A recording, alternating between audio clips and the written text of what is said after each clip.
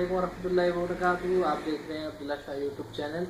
और आज मेरा टॉपिक है जो कि आपने पढ़ ही लिया होगा, वो है पीसीबी के हवाले से।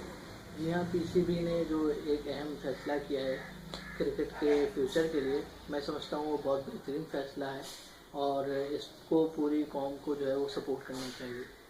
जब इंटरनेशनल कोचेस पाकिस्तान में आते थे और टीम को सिखाते थे तो बहुत सारे सवालात उठते थे, क्या हमारे पास टैलेंट नहीं?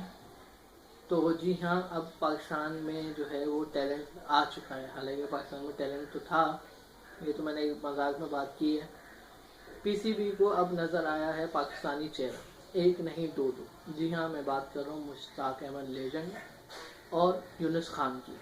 यूनुस खान वो हैं जिन्होंने 2020 वर्ल्ड कप में पाकिस्तान को कामयाबी दिलवाई है। पाकिस्तान ने एक 2020 वर्ल्ड कप जीता है और उसका ताज भी यूनुस खान के सर पे जाता है। दूसरी बात कर लेते हैं, दूसरे हमारे जो सबसे लेजेंड प्लेयर हैं मुश्ताक अहमद साहब। उनकी परफॉर्मेंस भी बहुत ज़बरदस्त रही है। इंटरनेशनल लेवल पे पाकिस्तान को मैचेस जितवाने में अहम किरदार अदा करते रहे हैं। वो इंग्लैंड टीम की कोचिंग भी करते रहे हैं, डोमेस्टिक की भी इंटरनेशनल की भी। तो अब इनका जो पाकिस्तान का जो टैलेंट था वो गैर मुल्की उससे फ़ायदा उठा रहे थे।